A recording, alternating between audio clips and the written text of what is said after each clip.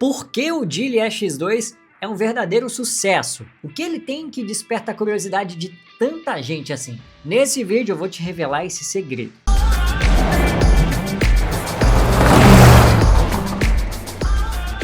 E aí, tá ansioso para conhecer um pouquinho mais do Geely EX2, não é? Então, antes disso, já não esquece de deixar um like aqui nesse vídeo, viu? Deixa o seu like aí, assim esse vídeo vai poder chegar a mais pessoas. E também eu te convido a se inscrever aqui no canal, mete bronca no botão que tá aqui embaixo, ativa o sininho das notificações e vamos partir para o primeiro ponto que você precisa saber sobre esse carro aqui. O primeiro ponto é o design. Bom, vamos fazer um giro e vamos mostrar o EX2, começando pela dianteira. E a gente já nota os faróis em LED com projetor e também com os LEDs diurnos. Alguns elementos em cromado na dianteira e também o sensor do kit ADAS aqui na parte inferior. Aqui temos o capô. E aí a gente vai chegando na lateral do carro. Vamos mostrar primeiro as rodas. São rodas simples, pneus 205/60, aro 16, nessa versão topo de linha. A versão de entrada ela conta com rodas de ferro e calotas. A gente pode perceber que por aqui a carroceria tem dois tons. Um tom cinza na parte de baixo e o teto preto brilhante, assim como as capas dos retrovisores. E na linha de cintura, um filete cromado para dar um arzinho de sofisticação. As maçanetas elas são embutidas, algo interessante para a questão de aerodinâmica. Na coluna traseira nós conseguimos ver esse aplique, dando um aspecto visual interessante, dando essa continuidade da linha de janelas até chegar à parte traseira. As rodas traseiras elas contam com freio a disco também, nessa versão aqui, realmente bem interessante. E na traseira a gente já consegue ver justamente as lanternas que começam nas laterais, invadem a tampa do porta-malas, a identificação Geely EX2 e a lanterna de neblina que fica aqui abaixo da placa. Dá para notar também a antena estilo barbatana de tubarão aqui na parte traseira do teto. E bom, já que nós estamos aqui na traseira, realmente dá para notar a identificação, a personalidade desse carro, mas vamos partir para o interior dele que eu quero te mostrar tudo. Vamos lá? E aqui no interior a gente já nota um acabamento muito justo. E o que a gente nota de cara é um volante com acabamento em couro bem interessante, forradinho, muito bonito. São apenas dois raios, alguns controles aqui do kit ADAS, né, do controle de cruzeiro adaptativo e também de passar faixa, aumentar o volume e comando de voz e nada mais.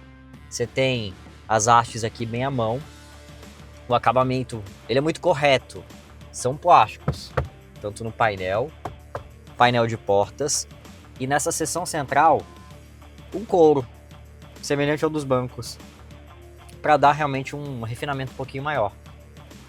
Eu gosto muito do que eu vejo aqui em termos de acabamento.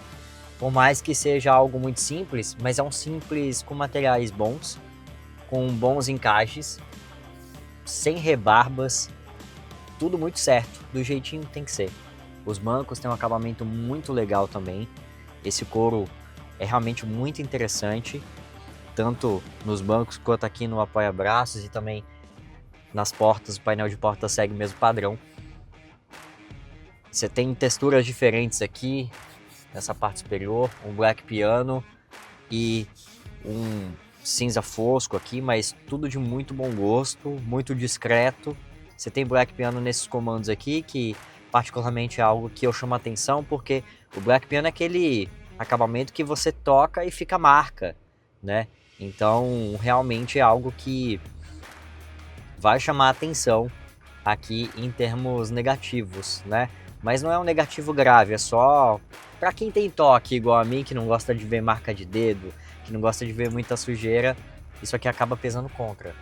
Mas é mais uma questão de preferência do que em termos de qualidade. Você tem aqui um carro muito justo, não é? Em termos de acabamento, até pelo preço dele. Vai ficar atrás do Dolphin Mini em relação a isso? Vai. Mas é questão de preferência, né? O infotenimento é legal. Nós temos aqui uma central multimídia grande, é uma tela bem ampla, realmente ela ocupa boa parte aqui da seção central do painel. O quadro de instrumentos ele também é digital. Para conectar e espelhar o seu celular, tem que ser por uma entrada USB tipo A. Ele tem as entradas USB tipo C e tipo A, mas o espelhamento de fato é só pelo tipo A. Então ele fica devendo nessa questão. Realmente um ponto a ser observado e que pega mal pro Geely. Você trazer um carro para o nosso mercado com uma realidade tão diferente assim da China é bem peculiar, né? Mas enfim, tem as duas entradas, tem carregador tipo indução aqui no centro do painel, então isso ajuda a amenizar um pouquinho. Funciona bem, funciona muito bem. Então, em termos de infotenimento, é o que você tem aqui, né? Enfim, uma coisa que eu curti muito é a câmera. Você tem câmeras aqui de diversos padrões, né? Visão frontal, visão traseira, visão das rodas, né? Das duas rodas, enfim, bem interessante. E aí você ainda pode girar aqui o carro. Então, muito legal essa questão da câmera chamada 540, né? 360 mais 180, tomando a maior parte aqui. O Geely veio sem espelhamento inicialmente, mas recebeu atualização. O quarto ponto é o espaço interno generoso. E olha que o espaço aqui é realmente muito generoso. Tô sentado atrás do banco do motorista, regulado exatamente para minha forma de dirigir. Tenho 1,73 m, não sou alto, mas o que a gente vê aqui realmente, olha, um latifúndio. Um palmo e 4 dedos do meu joelho até o banco dianteiro. Posso cruzar a perna aqui, olha, sem dificuldade alguma. Tô super confortável, super espaçoso. Claro, 4 pessoas aqui vão com excelente folga, excelente conforto. O passageiro central vai um pouquinho mais desconfortável, mas não muito. Ainda assim, muito bom aqui, viu? Ele só vai ter um pouquinho de briga aqui para o espaço, né, para os ombros. Mas, de fato, muito interessante aqui o espaço interno, riquíssimo, muito bom mesmo. Isso se deve também ao entre-eixos de 2,65 m, bem maior que o Dolphin Mini e 5 centímetros menor do que o Dolphin.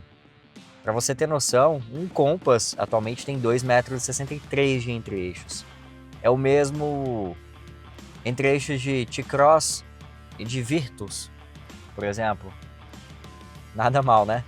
Realmente essa questão do aproveitamento de espaço aqui é muito bom, tanto, né, aqui para os bancos quanto para a cabeça também. Eu tenho quase um palmo da minha cabeça até o teto. Esse formato dele, né, com o teto mais alto, acaba pesando muito a favor. E a sensação que você tem aqui é de que o painel tá super longe de você, e tá longe mesmo aqui. O carro é muito bem aproveitado em termos de espaço interno, então sem dúvidas é um pontaço para X2. Ele também tem bastante espaço para bagagens. Vamos lá. São 375 litros. Ele é maior que o BYD Dolphin Mini e demonstra realmente a capacidade que esse carro aqui tem de aproveitar o espaço ao máximo. Realmente muito interessante o que a gente vê aqui. Aqui temos o capô, mas no capô, que pode ser aberto aqui pela chave, ele não tem o motor. Por aqui, um compartimento de carga de 70 litros, segundo a Geely, vai ajudar aí a complementar o espaço do porta-malas. Ah, mas o motor não deveria estar aqui? O motor é montado sob o eixo traseiro, ou seja, esse carro aqui ele tem tração traseira. Exatamente. Para quem gosta de dirigir, é uma mão cheia para se divertir. A gente tem um motor de 116 cavalos, 15,3 kgfm de torque. Não é um grande motor, não são grandes números, mas tem um diferencial aqui que é justamente a tração traseira. E isso aproveita muito mais a potência do carro e não faz com que ele distracione, com que os pneus patinem, com que cante pneus. Você realmente tem um aproveitamento muito bom da potência, e uma das coisas que é mais legal aqui, por ser um carro elétrico, é justamente o torque instantâneo. Você tem um torque muito bom, você pisa e ele responde. São 3 modos de condução: o modo normal, que é o que eu tô agora, o modo eco, justamente para voltar aí a economia, né, para você não diminuir tanto assim a autonomia, e o modo esporte. A diferença entre esses modos, ela é sensível, principalmente o modo Sport. Você nota que a resposta do acelerador é bem mais rápida. E o modo Eco, ele já é bem mais anestesiado. Para você mudar os modos de condução, basta vir aqui na central multimídia e, né, descer ali o menu, e aí você tem os modos de condução por aqui. Esse carro vai muito bem, o desempenho dele é muito satisfatório. Eu particularmente gostei muito do que eu vi aqui. Ele anda bem, ele responde bem. Então você tem um carro muito interessante para o dia a dia e realmente me surpreendeu, né? E uma das coisas que eu mais notei é a diferença dos extremos nos modos. O modo econômico deixa o carro bem mais letárgico, bem mais amansado, e o modo Sport já deixa um pouquinho mais arisco. Uma coisa que eu senti falta aqui foi no modo Sport a direção ser um pouquinho mais pesada, né? Ele é um carro fácil de dirigir. E aí a gente já entra para falar sobre dirigibilidade. Você tem uma direção elétrica aqui muito bem calibrada. O carro é gostoso de dirigir. E é realmente muito legal esse carro no dia a dia. Ele tem diversos aparelhos eletrônicos aí. Ele tem diversos apetrechos eletrônicos que vão, de fato, melhorar a experiência, que vão deixar mais fácil, mais dócil a condução desse carro. Estou falando, por exemplo, da câmera 540. Por que 540? Porque você tem aqui no canto esquerdo da tela a câmera 360 e ao mesmo tempo você tem do lado aqui mostrando uma parte de 180 graus. E isso acontece quando você vai fazer, por exemplo, uma conversão. Você deu a seta, aparece aqui na central multimídia o lado correspondente dessa seta, né? Então você vê o carro aqui e consegue ver um ângulo de 180 graus do que você tem, né? Então isso é algo muito interessante que ajuda muito na condução. Kit ADAS 2 com o sistema Stop and Go. Você seleciona ali o controle de cruzeiro adaptativo, ele leva o carro na velocidade que você configurar, e se o carro da frente diminuir, né, a velocidade ou até parar, ele diminui e para. E um diferencial desse ACC aqui, com esse novo nível do Kit ADAS, é justamente que se o carro da frente parar, ele para. E o sistema ele não é desativado, como acontece em alguns sistemas mais antigos, como por exemplo o da Volkswagen, o ACC da Volkswagen de Nivus, Virtus, T-Cross. Ele desativa numa certa velocidade e pede uma interferência do motorista. Aqui não é o caso. Se o carro parar, o X2 para, e se o carro retomar, o X2 vai junto, ele retoma a velocidade. Então isso é um ponto muito interessante. Uma coisa que eu gostei muito são os faróis desse carro. Eles iluminam muito bem à noite. Tornam muito mais fácil a vida do motorista para enxergar, principalmente aquelas ruas mais escuras. Direção, como eu já falei, ela é bem direta. Faltou pesar um pouquinho mais ali no modo Sport. E isso é muito legal. A suspensão dele, ela interfere muito bem, para falar a verdade, né? Ela dá uma segurada naquelas oscilações, naquelas inclinações da carroceria, e sem deixar aqui dentro desconfortável. Ela filtra bem as irregularidades, ela não transmite aqui para dentro as irregularidades do solo. E ela inclina pouco, ela inclina de maneira justa, né? Os freios são bons e ainda tem sistema regenerativo, né? Justamente para aproveitar aquela energia gerada ali e recarregar a bateria. Então isso é algo muito interessante. E a suspensão, como eu falei, ela é boa para a dirigibilidade e boa para o conforto.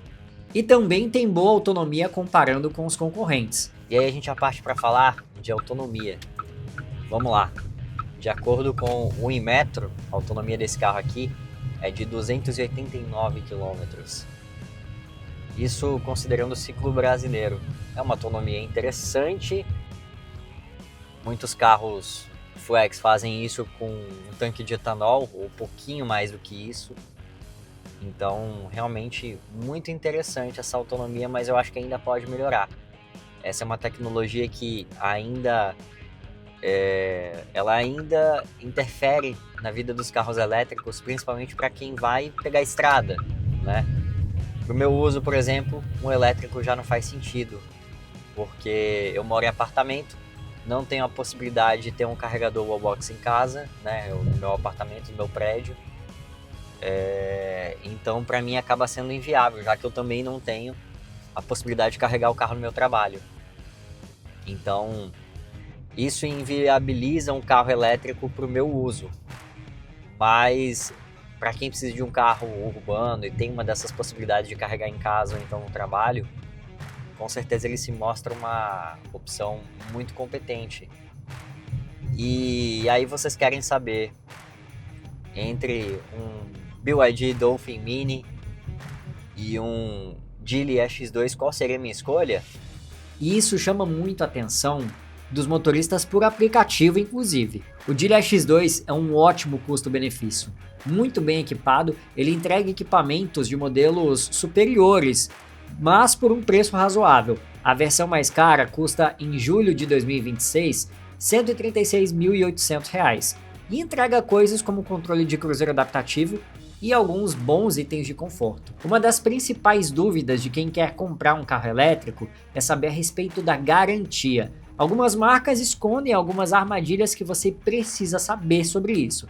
Então, eu já deixei um vídeo aqui no canal para você descobrir todos os detalhes de garantias de modelos elétricos aqui no Brasil, incluindo também o Geely EX2. O link está aqui embaixo na descrição. E se você gostou de conhecer esses pontos que tornam de fato o Geely EX2 um verdadeiro sucesso, não esquece de deixar o like aqui nesse vídeo. E se quiser ver mais conteúdos como esse, inscreva-se no canal e ative o sininho das notificações. Vou deixar 2 vídeos para você continuar acompanhando o nosso conteúdo aqui no canal.